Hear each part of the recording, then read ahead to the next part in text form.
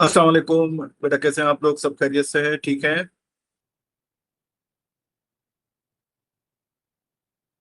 वालेकुम सलाम सर, ठीक है आप? ऑलराइट बेटा। बेटा, आपको नए शेड्यूल का पता चला है अभी? No sir. No sir. बेटा, नेक्स्ट वीक से अ, हम पार्शियली ऑनलाइन जाएंगे और पार्शियली फिजिकल क्लासेस होंगी। और उन फिजिकल क्लासेस के दौरान आपके प्रैक्टिकल्स कंडक्ट होंगे।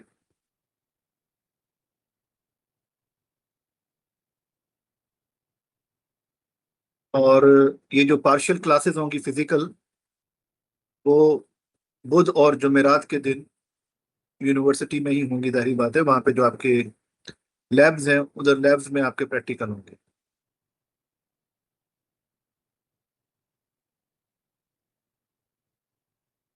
मैं आपसे बेटा टाइम टेबल भी सबसे शेयर कर लूंगा कि किस टाइम पे आपका कौन सा प्रैक्टिकल है। आपके कितने प्रैक्टिकल हैं by the way total?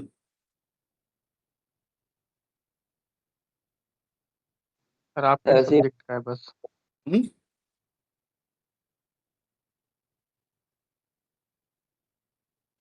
Sir आपके सब्जेक्ट के ही प्रैक्टिकल है बस। मेरे ही सब्जेक्ट का प्रैक्टिकल है ना, और तो किसी का नहीं है? नहीं। ओके। अच्छा, दूसरी बात बेटा कि आपकी जो टोटल क्लासेस हुई हैं वो अभी 34 हुई हैं। आज की 2 क्लासेस ऐड करेंगे तो वो 36 होंगी। लेकिन हमें 4 क्लासेस और चाहिए। तो कम अज कम 2 क्लासेस तो हम सैटरडे को कवर कर सकते हैं। तो सैटरडे को मुख्तसर सी क्लास में बेटा मिलूंगा, लेकिन कौन सा टाइम आप सबके लिए अप्रोप्रिएट है?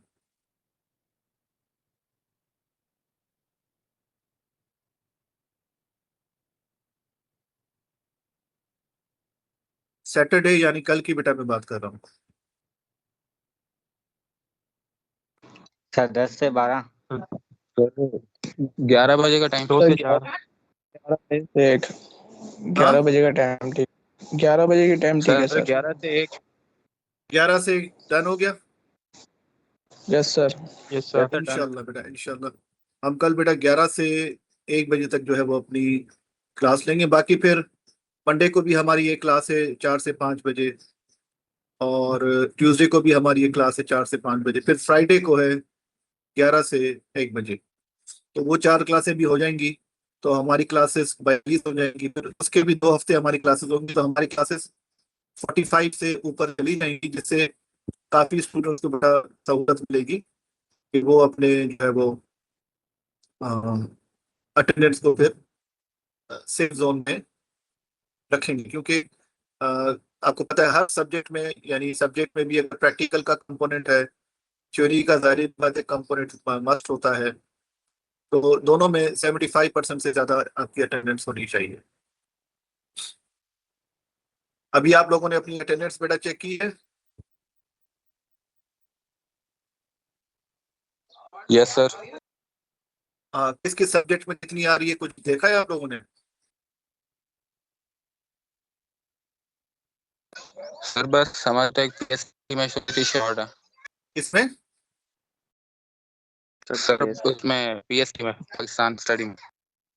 वो बेटा किस वजह से, मुझे इधर अभी क्योंकि हम toward the end of session है, तो ये भी मुझे बेटा देखना है कि किस वजह से है। वो स्टूडेंट क्लास में प्रेजेंट नहीं था, या उसकी रजिस्ट्रेशन नहीं थी, या किसी और डिपार्टमेंट में उसने रजिस्टर किया हुआ था, अपने डिपार्टमेंट में नहीं किया था। इस तरह का कोई मसला तो नहीं है? सर इसी तरह का नो मसला है। सर, वो स्टार्टिंग की रजिस्टर थोड़ी क्लासेस का मसला हुआ था। या ऑनलाइन क्लासेस का मसला हुआ था? यस सर, सर, उसमें starting थोड़ा क्ला- नेट इशू हो गया था तो इस वजह से क्लास बंद है। हाँ बेटा, देखिए मुझे इस चीज़ का अंदाजा है। काफ़ी बच्चे मुझे मैसेज उन्होंने किया था कि सर हमारे पास इंटरनेट की रसाई नहीं है, कहीं इलेक्ट्रिसिटी का प्रॉब्लम है, लाइट बार बार जाती है। तो बेटा मैं तो किसी भी चीज़ की फिक्र नहीं करता हूँ, सबसे ज़्यादा अपने स्टूडेंट्स की फिक्र करता हूँ। और आप मेरे सब्जेक्ट में देख सकते हैं कि मैंने सबको कितनी अटेंडेंस दी है। सर बस हमारी तो सर एक से दो दो क्लासेस शायद मिस हैं, बस बाकी तो पूरे। अल्हम्दुलिल्लाह अल्हम्दुलिल्लाह बेटा अल्हम्दुलिल्लाह। देखिए जो सूरत हाल है उसी के मुनासबत से चला जाता है। जो आपने प्रैक्टिकल यानी कि सॉरी माय मिस्टेक, जो आपने फिजिकल क्लासेस ली थी, सपोज क्लास में जब हम क्लास ले रहे थे, तो वो अटेंडेंस मैंने वही लगाई है जो बच्चे उस टाइम पे प्रेजेंट थे। लेकिन ऑनलाइन का मैं एक बेनिफिट ऑफ डाउट देता हूँ बच्चों को, कि बच्चों को ज़ाहिर बात है रमज़ान के खास तौर पे महीने में, क्योंकि आपके पूरा रूटीन जो है वो अपसाइड डाउन हो जाता है। तो उस और इंसान की जो अपनी एनर्जी लेवल है वो भी बहुत ही लो हो जाती है। दूसरा इंटरनेट के इश्यूज और अकेले बैठ के क्लास लेना, दैट्स अनदर सीरियस प्रॉब्लम। क्योंकि जब आप मजमे में होते हैं, एक ग्रुप में होते हैं, जैसे क्लास में होते हैं, तो उस वक्त आपकी ड्राइविंग फोर्स अलग होती है। जब आप अकेले हैं उस वक्त ड्राइविंग फोर्स अलग होती है। ये सारे बेटा ग्राउंड रियलिटीज हैं, मैं इनको हमेशा जहन में रखता हूँ। अभी भी मेरे पास सिर्फ 16 स्टूडेंट हैं, और वही स्टूडेंट जो है वो रेगुलर आ रहे हैं। बाकी स्टूडेंट आपकी तकरीबन 54-55 स्टूडेंट की क्लास है। अभी 3 और आ गए तो 19 हो गए। अच्छा बेटा, आपने वो इंडस्ट्रियल रेवोल्यूशन की जो प्रेजेंटेशन मैंने शेयर की थी, किसी ने देखी है वो?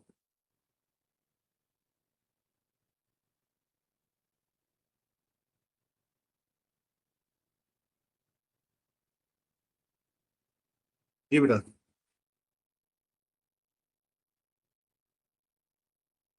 Yes sir. हाँ बेटा, क्या उसमें आपको क्या उसमें समझ में आया?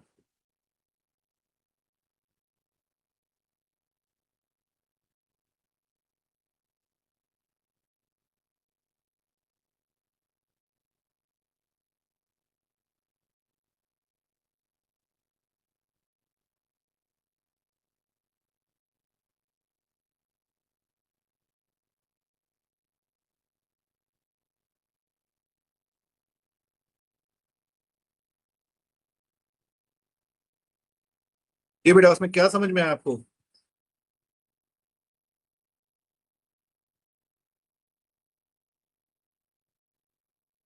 बेटा देखें, ये हम सब लोगों की सालों की मेहनत है, जिनको हम सबमिट कर एक प्रेजेंटेशन के फॉर्म में लाते हैं। और जब आप बच्चों से शेयर करते हैं तो आप बेटा उसको एक सेकंड भी नहीं देखते, एक मिनट भी नहीं देखते। तो बेटा ये थोड़ी सी डिसरिस्पेक्ट है। आप अगले के काम को, जो नॉलेज वो इकट्ठी करके आपको समझाने के लिए, आपको गाइड करने के लिए पेश कर रहा है, तो आप उसको सीरियस नहीं ले रहे।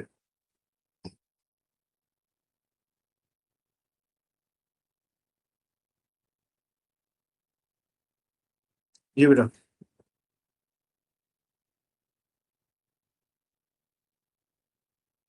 बेटा बताइए, किसी ने कुछ पढ़ा है उसमें?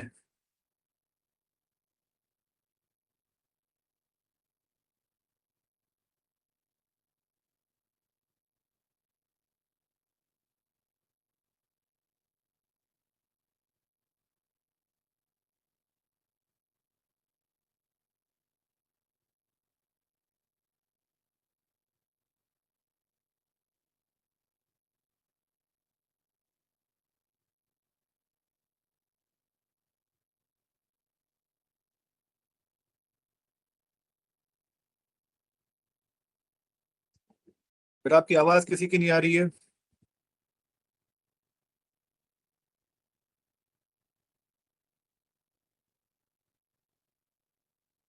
हेलो।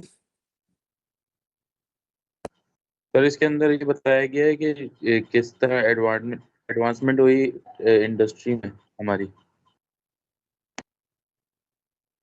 तो देखें, ये 1776 में इन्होंने दिखाया है कि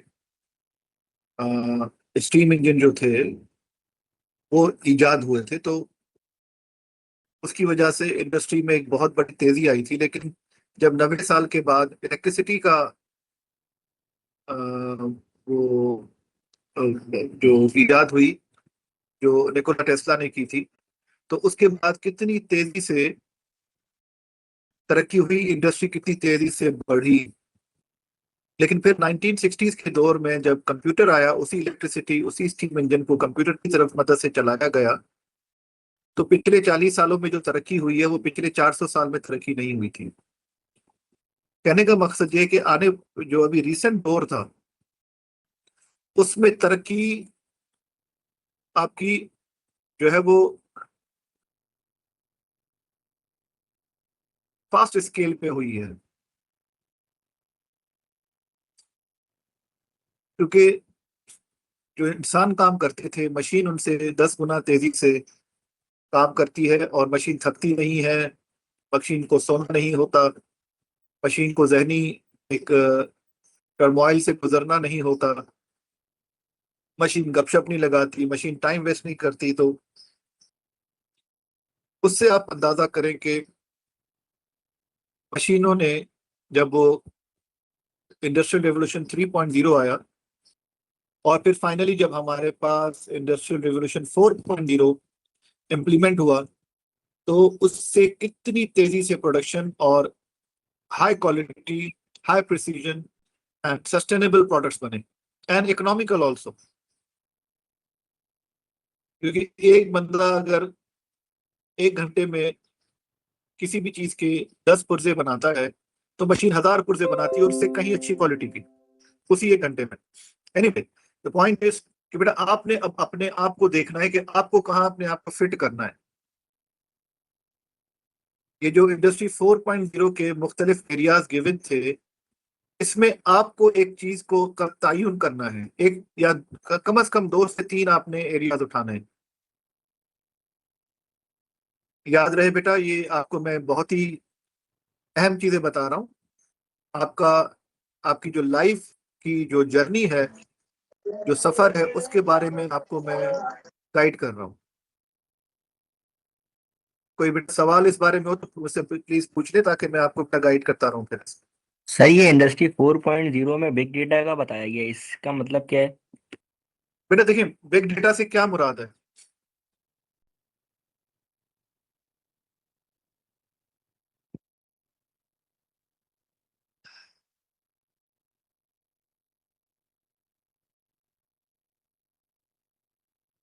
जी बेटा बताइए, बिग डेटा से क्या मुराद है?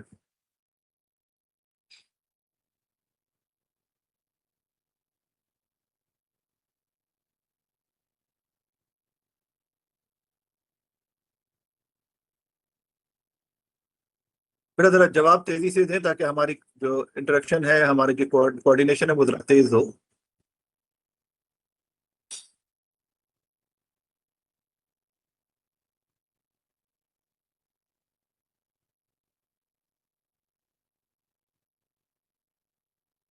हेलो।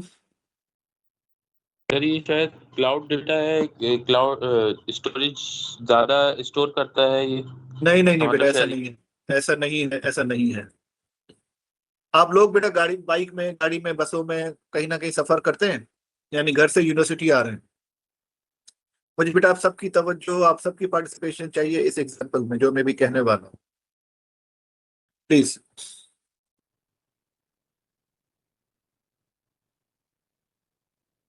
सब अवेलेबल है बेटा, मेरी बात सुन रहे हैं? Yes sir. बेटा अगर यस आप सर। आप घर से रवाना हो यूनिवर्सिटी की तरफ, और आप सबको मैं एक टास्क दूं, एक काम दूं, कि बेटा जब आप बाइक चलाते हुए या गाड़ी खुद ड्राइव करते हुए यूनिवर्सिटी की तरफ आए, तो जिस भी गाड़ी को आप क्रॉस कर रहे हो, तो उसकी जो रेयर साइड पे, पिछली साइड पे जो नंबर प्लेट लिखी हुई लगी हुई है, उसका नंबर याद कर लें, और सीक्वेंस में कि पहली गाड़ी कौन सी थी, दूसरी गाड़ी कौन सी थी, तीसरी कौन सी थी, ये आप याद कर सकते हो? सर पॉसिबल नहीं नो सर। क्यों नहीं है पॉसिबल? सर सिर्फ 2-3, सर बहुत सारी बाकी का गाड़ियां याद होंगी नहीं इस रहे। तरह तो। हाँ, आप कितनी गाड़ियां, देखें, आपने सपोज 5 गाड़ियां बड़ी मुश्किल से याद भी कर ली, लेकिन शाम तक आपको भूल जाएगा वो।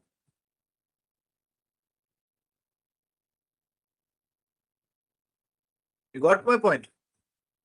Yes sir.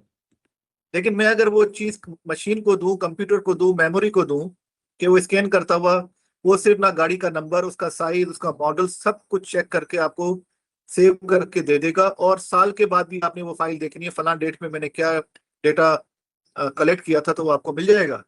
Right? Yes sir, ऐसी है। यू गॉट माय पॉइंट बेटा, कि हमारी मेमोरी अपनी जगह पे अल्लाह ताला ने बनाई, लेकिन जिस तरह हमारी फिजिकल लिमिटेशन है, हम 1000 kg का वजन नहीं उठा सकते, उसी तरह हमारी मेमोरी की भी लिमिटेशन है कि हम सर्टेन टाइम तक कोई चीज याद रख सकते हैं, उसके बाद नहीं रख सकते। बिग डेटा से, अब बेटा ये तो मैंने बहुत ही मामूली डेटा आपसे शेयर किया कि गाड़ियों के नंबर याद करते हुए आप रास्ते में आते हुए 200-300 गाड़ियों को क्रॉस करते हैं, उसमें बाइक्स भी आ गई, रिक्शा भी आ गई, बसें भी आ गई, गाड़ियां भी आ गई, यू नेम एनीथिंग। लेकिन आपसे कहा जाए, अब देखें आपको प्रॉब्लम कहाँ पे हो रहा है। अब मैं इंसान की बात करूं तो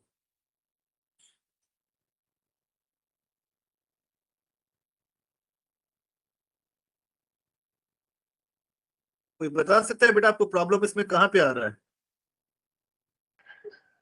सर डेटा को मेमोराइज करने में। डेटा को मेमोराइज करना, उसको बिग, अब जितना डेटा ज्यादा होता जाता है बेटा, उसको मेमोराइज करना, उसको शफल करना, उसको कंपेयर करना, ये मुश्किल होता जाता है। आप देखें जो टोल जो होते हैं, जहाँ पे टोल्स लगे होते हैं, एक शहर से दूसरी शहर तक जाने के लिए जो टोल आपका चार्ज होता है, गाड़ी से के पैसे दिए जाते हैं, टोल टैक्स होता है, उधर भी डेवलप कंट्रीज में, आई डोंट नो पाकिस्तान में कहीं पर होगा, कि वो स्कैनर लगे होते हैं, कैमरास लगे होते हैं, जो गाड़ियों की पूरी नंबर प्लेट, अच्छा नंबर प्लेट किसके नाम पे थी, गाड़ी किसके नाम पे, सब उसमें दर्ज हो जाता है। उस गाड़ी ने लास्ट टैक्स का पे किया था, उस पर कोई ड्यूज तो नहीं है, ये सारी इंफॉर्मेशन सिर्फ कैमरा के स्क्रीनिंग करने से उसको पता चल जाता है मशीन पे। इंसान के पास कुछ भी नहीं होता, वो कंपेयर कर रहा होता है सेंट्रल गवर्नमेंट डेटा से, क्योंकि वो कैमरा भी गवर्नमेंट ने लगाया है। तो एक्स कोई गाड़ी है, कोई भी नाम गाड़ी है, कोई आ रही है, तो वो गाड़ी का नंबर प्लेट चेक करता है और नंबर प्लेट फीड करता है अपने सिस्टम में। तो जो सिस्टम में इंफॉर्मेशन होती है, जो कि पूरे शहर का उसमें डेटा होता है, वो फौरी देखता है कि ये नंबर किस बंदे की गाड़ी, किस बंदे की, को इसका मालिक कौन है। तो फौरी विद इन माइक्रो सेकेंड उसको ये भी पता चल जाता है कि ये गाड़ी किस बंदे ने खरीदी थी, कब खरीदी थी, लास्ट टाइम उसने टैक्स कितना पे किया था, एंड एवरीथिंग, उसका मॉडल कौन सा है, सब चीज उसको पता चल जाती है। ये मेरा काम इंसान नहीं कर सकता। देखे ना, इंसान की मैंने आपको बेटा लिमिटेशन बता, लेकिन आप ये भी देखें कि ये जो मशीन काम कर रही है, वो भी तो उनसे इंसान करवा रहा है ना, तभी तो अशरफुल मखलूकात उसको अल्लाह ताला ने लकब दिया है। तो बेटा ये आ गई एक बिग डेटा की एग्जांपल, ये सिर्फ गाड़ियों के नंबर की मैं बात कर रहा हूँ। अब अगर आप लोगों के CNIC देखें, उनके प्रोफेशन देखें, उनकी मंथली इनकम कितनी है, उनके बच्चे कितने हैं, उनकी फैमिली ट्री क्या है, इतना सारा data, this is big data. ये फिर आपके सेंट्रल जो आपका वो होता है, सिस्टम होता है मुल्क का, जिसको हम अभी नादरा के नाम से जानते हैं, जो पूरे पाकिस्तानी शहरियों की का जो डेटा है, वो अपने डेटाबेस में महफूज रखता है, और उसको जब भी जरूरत पड़ती है, लोगों को जब भी जरूरत पड़ती है शनाख्त करने के लिए, खुदा न खासा किसी की मौत हो गई, कौन था, उसकी पहचान करना कैसे मुमकिन हो सकता है, एक्सीडेंट बहुत बुरा हुआ, यू नेम एनीथिंग, बहुत से बेटा इस तरह के मसाइल और जो है सब जो सिचुएशंस पैदा होती हैं। तो उस टाइम पे बिग डेटा जो है बहुत जरूरी होता है। बाज़ औक़ात अभी कुछ बच्चे बताते हैं, जैसे आपने बताया कि सर हमने फला की कैड जो था वो इंस्टॉल किया, लेकिन मेमोरी जो थी वो सपोर्ट नहीं कर रही थी, लैपटॉप सपोर्ट नहीं कर रहा था, क्योंकि उसकी उसमें इतनी कैपेबिलिटी नहीं थी कि वो इतने से डेटा को मैनेज कर सके। तो आप क्या करते हो, आप हार्ड ड्राइव को या रैम जो होती है उसको बढ़ा देते हो, फिर आजकल SSD रैम आ गई है। कहने का बेटा मैक्सिम ये कि आप अपने हार्डवेयर को इम्प्रूव करते हो, ताकि डेटा को जो है वो मैनेज कर सके, उसको एनालाइज कर सके। You got my point? Yes sir.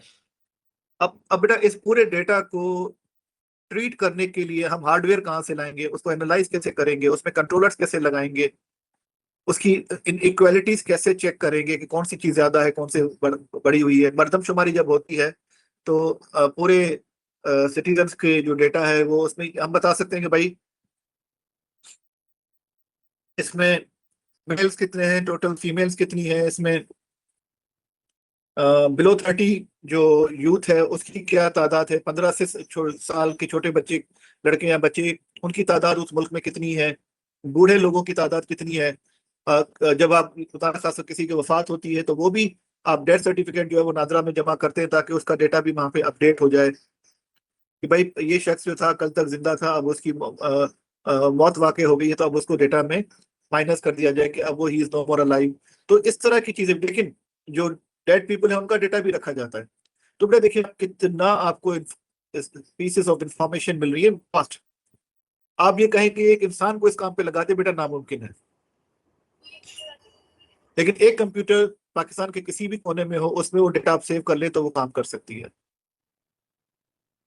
You got my point कि बेटा डेटा की कितनी बड़ी अहमियत है। Yes sir. सर बेटा जी जी।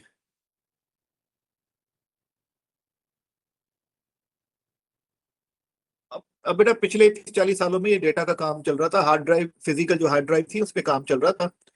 फिर इंटरनेट भी सिर्फ ट्रांसफर के लिए यूज होने लगा और डेटा स्टोर नहीं कर सकता था। अब इतने सालों में डेटा इतना बढ़ गया कि उसको स्टोर करना बहुत बड़ा वबाले जान बन गया। तो फिर उन्होंने क्लाउड कंप्यूटिंग को इजाद किया, जिसमें आप हार्डवेयर में नहीं बल्कि सॉफ्ट फॉर्म में डेटा जो है वो स्टोर करते हैं। तो इंटरनेट पे ही एक अलग सी वर्चुअल ड्राइव बनाई गई जिसमें आप डेटा सेव कर सकते हैं। तो बेटा दुनिया तो इस लेवल पे तरक्की कर रही है और हम कहाँ बैठे हुए हैं।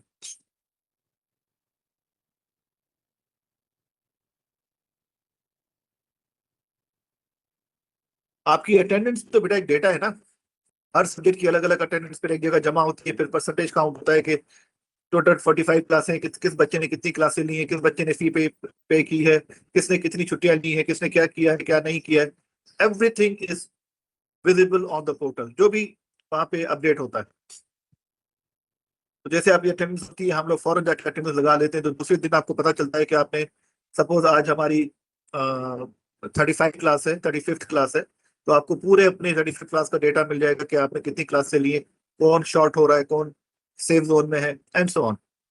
तो बेटा इससे आप अंदाजा करें कि आपको इस डिजिटल सिस्टम से या डिजिटल मीडियम से कितना फायदा होता है।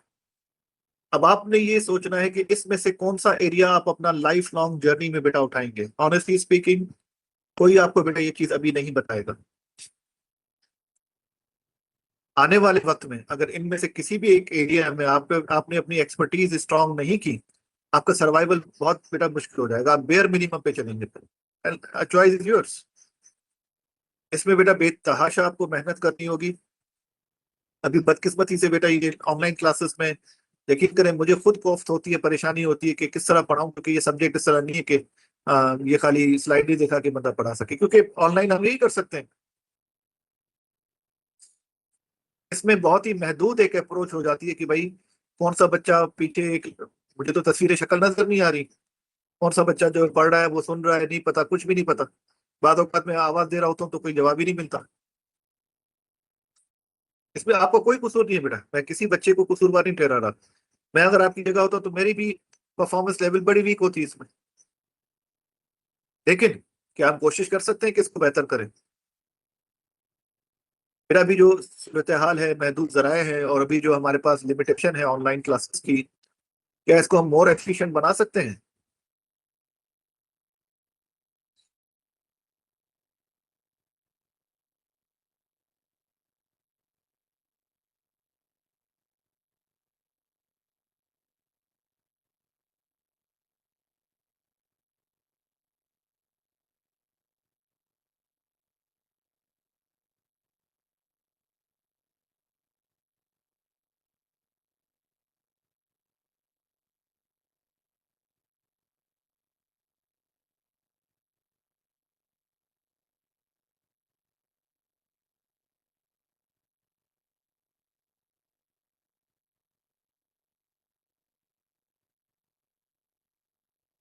जी बेटा।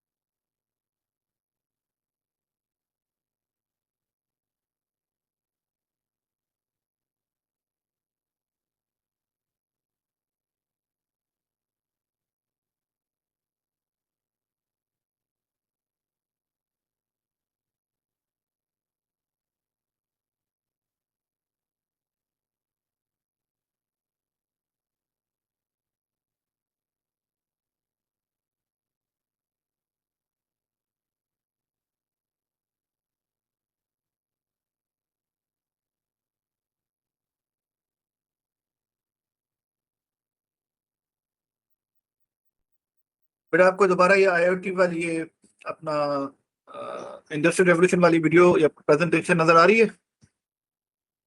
Yes sir. बेटा इसमें देखिए बिग Yes, डेटा sir. है, आईओटी है, इंटरनेट ऑफ थिंग है, क्लाउड कंप्यूटिंग है, आर्टिफिशियल इंटेलिजेंस है, रोबोटिक्स है, 3D प्रिंटिंग है, ऑगमेंटेड रियलिटी है, रिन्यूएबल एफिशिएंट एनर्जी है जिस पे बेटा मैं काम कर रहा हूँ, और आईओटी मेरे बेटा ये, और 3D प्रिंटर, इन तीनों पे मैंने बेटा अपनी इस जो है अपनी लाइफ जर्नी थी वो स्टार्ट की हुई है। आगे अल्लाह ताला के बेटा हाथ में वो कितनी इसमें कामयाबी देता है। तो बेटा ये चीजें आपने भी एक तयन करना है और उस पर अपना सफर का आगाज करना है, अपनी बहुत ही हौसलामंद और लॉयल, ऑनेस्ट, ईमानदार टीम बनानी है। ये मैं आपको वाज़े बेटा बता दूं, team most important thing in any project और इन एनी प्रोडक्ट।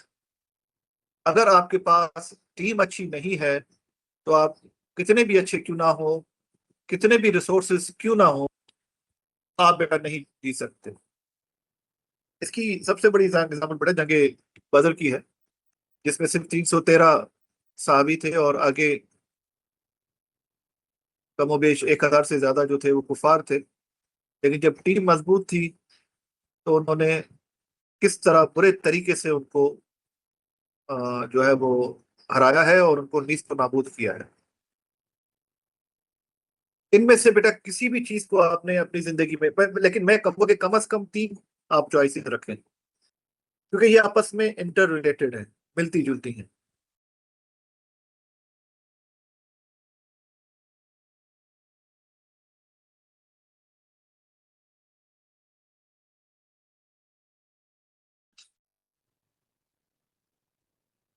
आप समझ रहे हैं बेटा? तो इनमें से आप यस तयन सर। करें, मुझसे मशवरा कर सकते हैं, मैं आपको बेटा इसमें गाइड कर सकता हूँ कि बिग डेटा सर के लिए बेटा सपोज हम स्टार्ट करते हैं आईओटी से, then we have cloud computing. इसमें मैं इसलिए आपको नहीं कहूंगा क्योंकि ये हमारे स्कोप में नहीं आता, लेकिन आईओटी हमारे स्कोप में आता है। आर्टिफिशियल इंटेलिजेंस डेफिनेटली हमारे स्कोप में आता है। रोबोटिक्स डेफिनेटली हमारे स्कोप में आता है।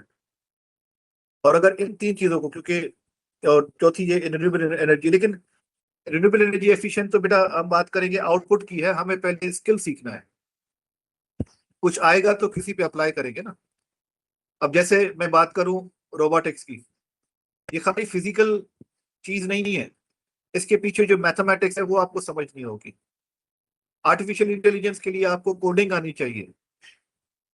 तो अगर एनर्जी सिस्टम को आर्टिफिशियली इंटेलिजेंट करना चाहते हैं तो उसके लिए आपको कोडिंग का पता हो, तो वो कोडिंग है पाइथन। क्लाउड कंप्यूटिंग को छोड़ दें। इंटरनेट ऑफ थिंग्स अगर आप करना चाहते हैं तो आपको ये देखना होगा कि उसको इस्तेमाल कैसे किया जाता है, जिसमें क्लाउड कंप्यूटिंग भी आ जाती है। सामने जो उसमें ये बीच में बादल छोटा सा बना हुआ है, दैट इज क्लाउड कंप्यूटिंग, और आईओटी क्लाउड कंप्यूटिंग के बगैर नहीं होती। तो जैसे मैंने पहले बेटा आपको अर्ज किया कि ये सारी चीजें आपस में इंटर रिलेटेड हैं, तो उस हवाले से आपको ये चीजें सीखनी होंगी।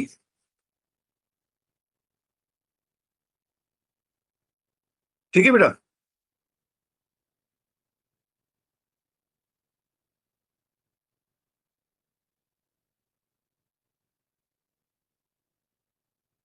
बेटा आवाज आ रही है? Yes sir.